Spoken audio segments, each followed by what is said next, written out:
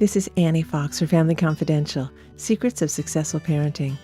We are back from our summer hiatus and eager to start a new season of the podcast. We hope that you and your family had a successful summer in any and all ways that you define success. My guest today is Naomi Katz. Naomi is a writer and teacher and has been working with young women for over 15 years. She is the author of Beautiful, Being an Empowered Young Woman, and the founder of Beautiful Project, a curricular initiative dedicated to building self-confidence among adolescent girls and young women. Naomi works with educators, parents, mentors, and young people. Her work is a call to attention, to recognize that we are the creators of our culture. She focuses on empowering ourselves to take action into our own hands, to understand that we are the builders of our culture, and that we drive the changes that we wish to see, beginning with ourselves and echoing into our communities. Before we get to our podcast, I'd like to apologize for the fact that this podcast is audio only. My guest, Naomi Katz, lives in Israel, and the distance was wreaking havoc with Skype and the internet connection. But the audio is great. Enjoy. Hi, Naomi. Welcome to Family Confidential. Hi, Annie. How are you? I'm doing great. Thanks. It's so nice to see you. And I appreciate you staying up late because I know you're all the way in Israel. And here I am on the west coast of the U.S. and it's not even 9 o'clock in the morning. So we're going to make this happen. Right before we started recording, we were talking a little bit about the inner critic that we all have inside of us, alive and kicking, that makes it kind of hard for us to move past a reflective surface, or in the situation of a Skype recording session, to get past not looking at our image on the screen. So I'm wondering if you can, because we're going to be talking about Beautiful Project and how we're all kind of prisoners of this inner critic, how can we learn to tone it down just a bit? I think the first thing we need to do is really admit and recognize its existence, and also admit and recognize the extent to which that inner critic really affects us and affects our self-image, and to pay attention to the way that that critic makes us talk about ourselves, because language is really powerful. And so even if I see myself and I see something I don't necessarily love, which happens, I can talk about it in a way to make an improvement, or I can talk about it in a way that's really disdainful of myself, and that's just painful. And then I just carry that pain with me for the rest of the day or week or year. So, of course, it's really difficult to see my own image while I'm speaking to somebody else, but it's really an exercise in accepting who I am, how I look, what my body looks like, what my hair looks like, and just understanding that each of us carries our own beauty. And to recognize that instead of feeding the inner critic, which is sometimes what we do culturally. You know, it's what you're saying is wise. And I know from my own experience and from talking to middle school and high school age girls, even younger, that critic is so powerful. I think that obviously, the external messages that we as girls and women get are not helping to do anything else but to embolden that critic. And so when you say to know that you are beautiful, and how? It's so much easier to find fault. Well, I think that what you're saying about the external messages is really important. And it's something that we don't really give enough credit to, even though those messages are everywhere. And so to recognize and to talk as adult women amongst ourselves and with our friends, and also with our daughters and students, really honestly about the impact of those external messages, the impact that they have on making us feel bad about our bodies and our appearances in general, the way that they teach us to sexualize and objectify ourselves. And once we can be real about that, about the impact of those messages, then we can also say, okay, how do I really want to see myself? How do I really want to carry myself in this world? Because I don't want to carry myself through this world with judgment all the time. Sometimes, I admit, it happens. I think that the more I can be real about the way things affect me, the more I can improve my own personal situation and subsequently the relationships that I have with other women, because that's critical. Not intended to be a play on words, but those relationships are really crucial. And the more I judge myself, the more I'm likely to judge the other women around me. And I need those women as my friends. We all need each other, and particularly adolescent girls need their friends. And so to really be real about the impact of that criticism. That's mind-blowing what you just said. That the idea that the more critical we are of ourselves, the less likely we are to be to feel connected, bonded, and on the same team as the girls and women around us. So when I'm imagining a sixth grader, new to middle school, feeling insecure as most 11-year-olds are on lots of levels. And there she is, maybe with some friends from elementary school, but with a whole bunch of new girls, and everybody's eyeing each other. And there's that discomfort. Am I measuring up? That question. What does that girl do for herself in that moment to kind of hold those feelings at bay? What are your suggestions for her? And most of the people who will be listening here will be parents and teachers and counselors who work with this age group all the time. So I think helping prepare girls and boys for those discomforts and for that awkwardness and for that moment when we're almost invited to judge ourselves, to help them be aware that that moment may come, and to prepare them by cultivating tools to deal with that moment can be really, really useful. And so, for example, to recognize, okay, I see these other girls around me, and in my opinion, maybe they're more beautiful, skinnier, attracting more attention from the boys, et cetera, et cetera, et cetera. What is that? How do I feel? And what do I do with that feeling? I don't necessarily have to feel self-conscious, but if I do, does that completely stop me from reaching out to other girls and meeting new friends? Does that completely stop me from raising my hand in class? Mm-hmm. So one thing that I have noticed in many different contexts with various ages of people with whom I work is that we're not so necessarily good at even naming the emotions that we feel around these different situations and then dealing with those emotions. So to prepare kids and really let them know, okay, this might happen. And if it does, then what might you do? What are your options in that moment? A lot of girls will tell me they just feel like they want to hide. They just want to remove themselves from the situation, which I interpret as saying, I want to remove myself from this judgment.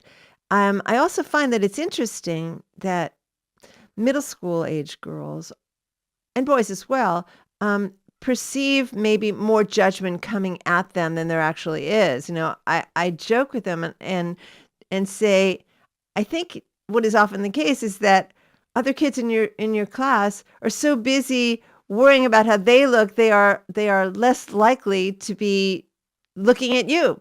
They're always looking over their shoulder, and you've got this mass of insecurity and measuring up.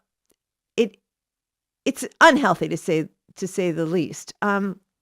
As someone who works with young girls and young women, I'm wondering what's the first step of just like giving them other options. They know that I want to hide, or sometimes there's a defensiveness. They will bring down another girl nearby to deflect attention from themselves. Well, at least I'm not as ugly as she is, or at least my hair is prettier than her.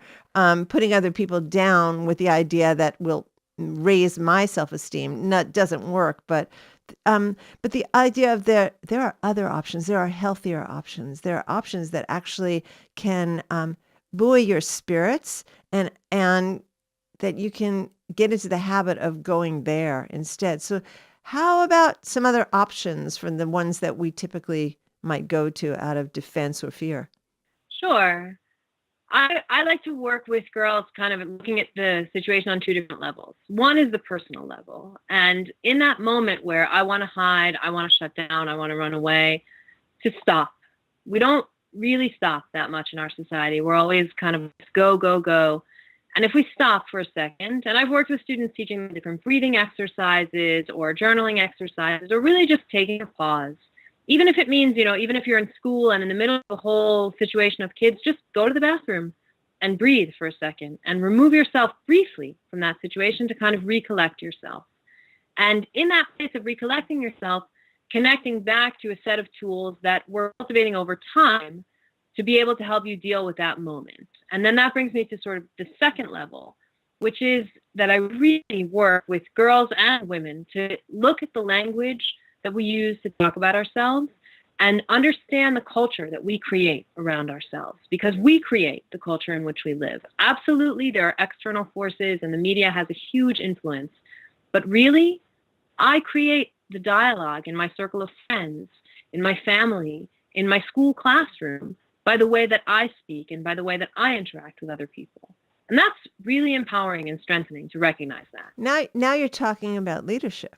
You're talking about change. You're talking about one person in a circle of girls who has this realization that she's contributing to or permitting this destructive culture within her circle of friends. And that if she has a mindfulness about it, that she can, in a way, educate and lead her friends away from that toxic language. Absolutely. And it doesn't have to feel like something heavy that, some girls will say, well, I'm not a leader or I'm quiet. It's okay. The way that you speak about yourself in the secrecy of your own room in front of the mirror, the way that you speak to your friends, the way that you speak to your parents, those all have an impact and really can change the culture in which you live. So let's talk a bit about what happens when we stop trashing ourselves and each other, and what are the potential joys and benefits that we could get as a community of women? Well, one of the things that I have really worked to cultivate in my own life and really try to inspire my students and my mentees and my peers to cultivate is really deep, trusting relationships with other women. Because of the way our culture is and the tendency that we have to compete with one another and to judge one another, we lose really important relationships, particularly with our elder women, but just in general with other women or girls in our lives. And so if I can stop or at least recognize the impact of the judgment, then I can cultivate a different kind of connection with the people around me. Because if this other girl in my class is someone who I admire, I can react to her by thinking, why am I not more like her? And then probably will want to judge her. Or I can say, she has some qualities that I really respect and admire. I'm going to see if she wants to come over to my house or eat lunch with me. And then I open a new door, because if I really cultivate relationships of trust, then I have a sense of support around me that can really help me in all different kinds of situations, including that difficult moment that we spoke about earlier when we all probably want to run away and hide. And if you feel like you've got someone who understands, someone that you can be totally honest with, then you run to that person, not away from the other people. You feel like you can stand your ground and that you're not alone. I love what you're saying, Naomi. It speaks to me on so many levels, and I would be really interested in talking just for a couple of minutes now about the role of moms and how they can help their daughters move more in this direction. Thank you for asking me that, because I think that the role of moms cannot be overestimated. And my mom passed away 3 years ago. Sorry. And I thank you. And I bring that up because I recognized in my childhood and in my adolescence how amazing she was. But now, even more than ever, I see the that she has taught me that helped me be the woman that I am today. And that relationship of inspiration coming from our moms is true for every girl and every woman, because our moms are our primary role model of what it means to be a woman. And so, for example, one question that I get a lot is, well, how can I talk to my daughter about body image when I myself don't feel so great about my body? Good question. Very reasonable question. And I understand. I face the same thing. And the thing that I really feel supports me most is to be honest, to look together at those images that are painful and cause me to be judgmental and say, I don't like those images. I don't want to dress in that super sexual way. I don't really appreciate the kind of femininity that she's portraying. Not necessarily in a critical eye, but just to say it doesn't represent who I am as a woman or how I want to be as a woman. Or for us to just understand, each of us, ourselves in our relationship with our daughters, to understand how do we want to carry ourselves, or how do we carry ourselves as women, and be as honest and true with that in ourselves, and that will be reflected back to us in the girls that we mentor, whether they're our daughters or our students or our nieces or whoever they may be. And so what you said at the beginning, the idea of being honest with your own response to your reflection in the mirror, to be more aware of that inner critic. Though at the time we had that piece of the conversation, we were talking about girls, it sounds also that for moms to be the kind of positive leaders and role models and mentors that their daughters need from them, they need to be part of that process themselves. Absolutely.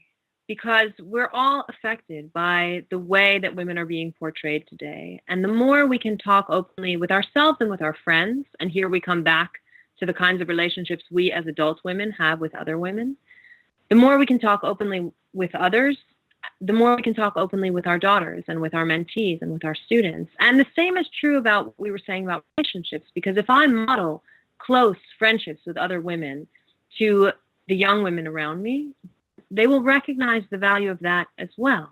If I model relationships with elder women to the young women around me, they will see the importance of that too.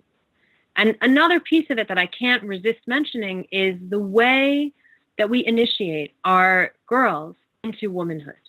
Because when we talk about adolescence, we're really looking at that moment when a girl is making that transition from being a girl to being a woman, or a boy becoming a man.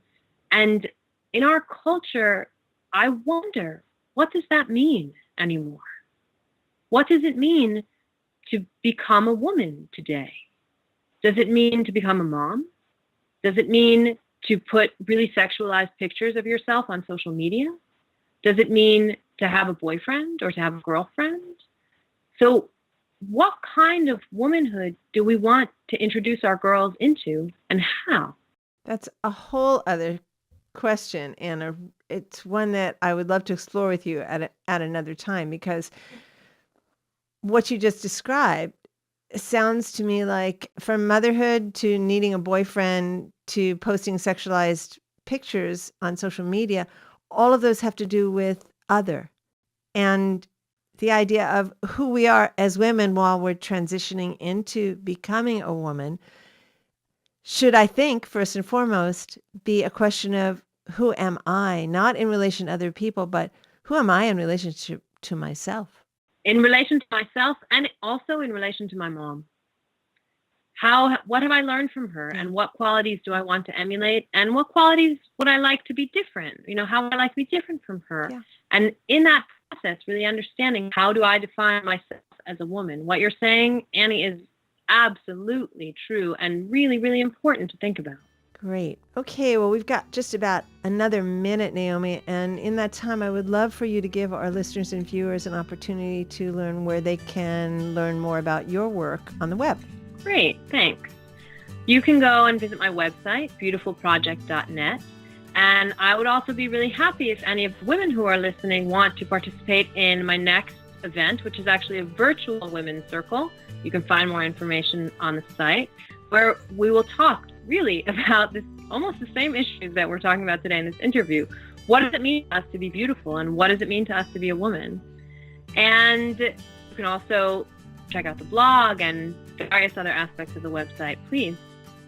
Thank you so much for the work that you do, Naomi. It's groundbreaking, and I know from my experience with 21st century girls that they need more and more of these kinds of opportunities to talk and explore and to stretch their definition of what it means to be beautiful, what it means to be a girl or a woman. So I thank you very much for for your work. Thank you so much. Have a beautiful day. This is Annie Fox for Family Confidential. To learn more about my work with tweens, teens, and parents, visit anniefox.com. And check out my parenting book, Teaching Kids to Be Good People, Progressive Parenting for the 21st Century. And my latest book for tween girls, the Girls Q&A book on friendship, 50 Ways to Fix a Friendship Without the Drama. And please rate us on iTunes. It helps other folks find the show. Family Confidential podcast is produced by Electric Eggplant, creators of books and apps for parents, kids, tweens, and teens. And tune in next time when my guest will be Dr. Jennifer Freed.